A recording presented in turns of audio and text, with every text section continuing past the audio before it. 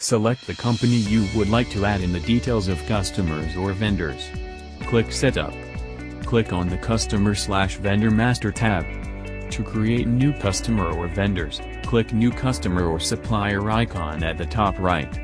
Add in the details of the customers or vendors one by one as being illustrated in the video.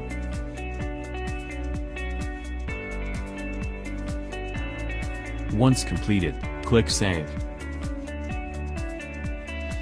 The steps are similar for both the customers and vendors. To view the added customers or vendors, filter the customer type to view customer or vendors. Then, click the search button. You can view the added customer or vendors list in here.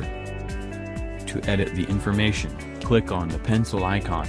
To delete the information, click on the dustbin icon. The steps are similar for both the customers and vendors. These are the steps as illustrated. Thank you for watching.